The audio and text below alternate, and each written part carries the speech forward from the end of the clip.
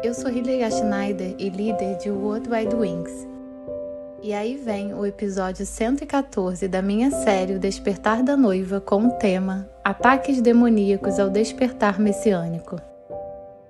Vamos rever o grande despertar messiânico quando o Messias caminhou entre seu povo e para eles a palavra da Torá feita carne ganhou vida diante de seus olhos. O avivamento se espalhou e mais pessoas passaram a acreditar no Messias. À medida que o reino divino se expandia, o reino das trevas começou a tremer e criar estratégias. Qual foi a primeira estratégia? Satã concordou com seus demônios em matar o rei, o líder, ou seja, Yeshua. E depois disso, eles fizeram um plano para matar os outros líderes desse novo movimento. Segundo a tradição, 11 dos 12 apóstolos foram martirizados. Pedro, André e Filipe foram crucificados. Tiago o Grande e Tadeu morreram pela espada. Disse que Jacó, o jovem, foi morto com um porrete. Quando essa estratégia demoníaca não funcionou, à medida que um novo movimento messiânico se espalhou e mais pessoas se voltaram para o Elohim de Israel, o outro lado teve um novo plano, com uma mudança estratégica. E qual foi o resultado dessa estratégia? Os crentes em Yahvé foram retirados da aliança e dos termos da aliança que eles tinham feito com Yahvé. Quem foi escolhido para colocar esta estratégia em prática? A pessoa adequada para isso era o imperador Constantino. O imperador Constantino fez um movimento poderoso.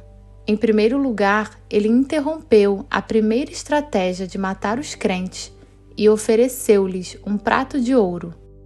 Com Constantino, começou então a instituição da igreja, e as reuniões dos crentes messiânicos que se reuniam em suas casas foram interrompidas. Tudo agora era retirado das casas e incorporado às reuniões organizadas da igreja, realizada nos locais de culto em horários determinados. E profissionais foram contratados para realizar esses serviços.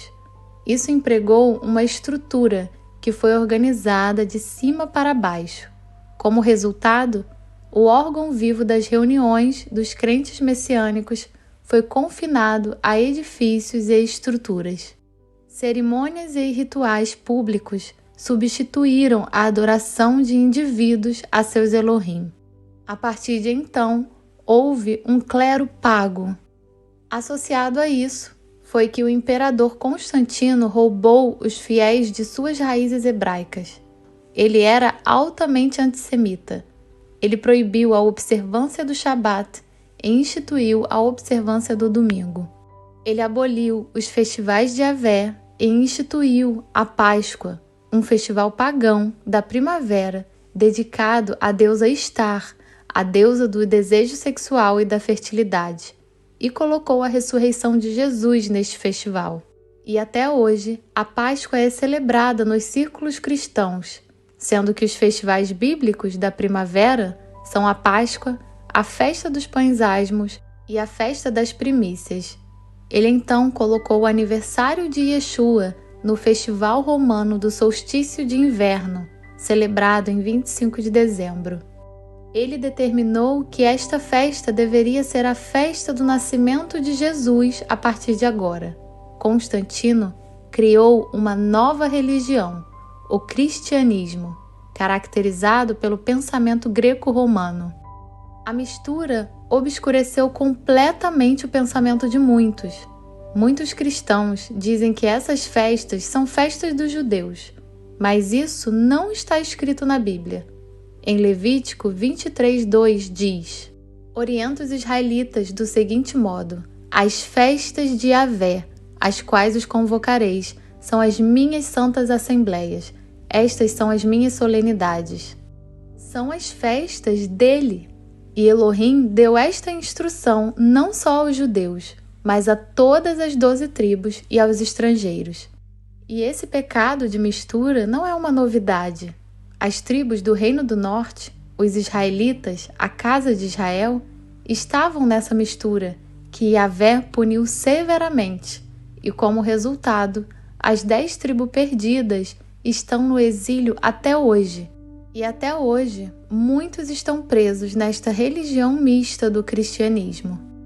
Então, o que perdemos ao perder nossas raízes hebraicas?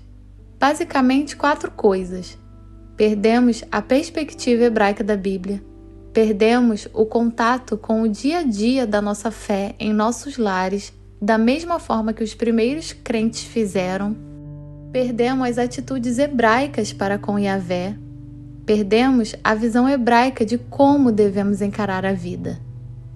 Aqui vem a declaração de Atos 3:21 em nosso tempo. É necessário que Yeshua permaneça no céu até que chegue o tempo em que Elohim restaurará todas as coisas, conforme já decretou há muito tempo por intermédio dos seus santos profetas. E isso vem acontecendo há cerca de 25 anos. Este é um desenvolvimento estabelecido por Yahvé, de acordo com esta palavra dos Atos dos Apóstolos. Yahvé está prestes a restaurar tudo. Isso acontece através do espírito de Elias, como lemos em Malaquias. Lembrai-vos, portanto, da Torá, lei de Moisés, meu servo, dos decretos e das leis que lhe ordenei no Horebe, deserto para todo Israel. E Yahvé prevalece. Eis que eu mesmo vos enviarei o profeta Elias, antes que venha o grande e assustador dia de Yahvé. E Elias procurará fazer com que os corações dos pais se retratem perante seus filhos, e os corações dos filhos se convertam aos seus pais. Do contrário, eu virei e castigarei a terra com desgraça. Malaquias 4:4-6. Ele converte nossos corações aos nossos pais da fé. É o reavivamento, o despertar na palavra. O que significa a visão hebraica da Bíblia? Povo do livro é uma designação especial atribuída ao povo judeu. Um povo que gosta de aprender e conhecer e que consegue se beneficiar disso em sua vida cotidiana. Desde os primeiros tempos, o povo judeu tem se dedicado ao estudo da Torá. Crianças de até 3 anos frequentavam Heder todos os dias, onde aprendiam a ler para começar a estudar a Sagrada Torá. Uma criança de 5 anos leu e aprendeu os 5 livros de Moisés, enquanto uma criança de 10 anos já está aprendendo a Mishnah e conhece a Mishnahot de cor. A criança de 13 anos está atingindo a idade das mitzvot e a de 15 anos conhece a Gemara, o Talmud babilônico, e está empenhada em analisar os vários comentários. Rabbi Gaon, de 882 a 942, escreve em seu livro Emunot Vedeot: nosso povo é só um povo por causa de sua Torá. A Torá une o povo judeu. Ela mostra a ele um modo de vida que leva as pessoas a objetivos positivos. Aqueles que aprendem a Torá e caminham em seu caminho são influenciados por ela a agir com mais retidão. Os judeus tinham que estudar a Torá eles mesmos e não havia clero pago para fazer isso por eles. Perdemos o contato com o dia a dia da nossa fé em nossos lares, da mesma forma que os primeiros crentes fizeram. Entre os judeus havia e há esse profundo desejo de passar conhecimento, e isso está estabelecido na Torá. Ensinai os mandamentos de Yahvé aos vossos filhos, conversando acerca deles quando estiverdes sentados em casa e nos momentos em que estiverdes andando pelos caminhos, ao deitardes e quando vos levantardes para um novo dia. Deuteronômio 11:19. Tão somente guarda-te a ti mesmo e cuida bem da tua própria alma, a fim de que jamais te esqueças dos muitos sinais que os teus olhos contemplaram, e para que tais vivas recordações nunca se apartem do teu coração, em nenhum dia da tua vida. Ensina-as com dedicação aos teus filhos e aos teus netos. Deuteronômio 4:9. Também todo Shabat e durante as festas, eles sempre se reúnem em sua família e como uma família. Era assim que a Páscoa era e é celebrada em família. E na festa dos tabernáculos, cada família construiu uma sucá, e a cada Shabat, toda a família dá as boas-vindas ao Shabat na sexta-feira à noite. O pai abençoa sua esposa e os filhos. Assim, o Shabat é uma feliz celebração familiar e o ponto alto da semana para todos. Perdemos as atitudes hebraicas para com Yahvé. Os judeus tinham e têm um profundo temor de Yahvé, tanto que não ousaram e nem ousam pronunciar seu nome. Os gregos e romanos tendiam a tratar seus deuses como alguém bastante normal. Devemos aprender novamente a respeitar e honrar Abba, nosso Pai Celestial, mesmo como rei. A resposta judaica a Elohim foi amá-lo e adorá-lo, não analisá-lo. O que diz em Isaías? Então bradei eu, ai de mim, não tenho salvação, porquanto sou um homem de lábios impuros e vivo no meio de um povo de lábios impuros, e os meus olhos contemplaram o Rei, o Senhor dos Exércitos. Isaías 6:5. Os judeus estudavam a Bíblia para descobrir como servi-lo e agradá-lo, não para obter conhecimento de Elohim. Esta é uma abordagem greco-romana. E é por isso que há tantos argumentos teológicos ao longo dos tempos na igreja cristã e entre os cristãos, porque eles sempre querem saber tudo em vez de colocar a sua palavra em prática. Esse foi o pecado de Adão e Eva. Eles desobedeceram ao comando de Elohim. E Elohim deu a seguinte ordem ao homem: comerás livremente o fruto de qualquer espécie de árvore que está no jardim, contudo, não comerás da árvore do conhecimento do bem e do mal, porque no dia em que dela comeres, com toda certeza morrerás. Gênesis 2:16.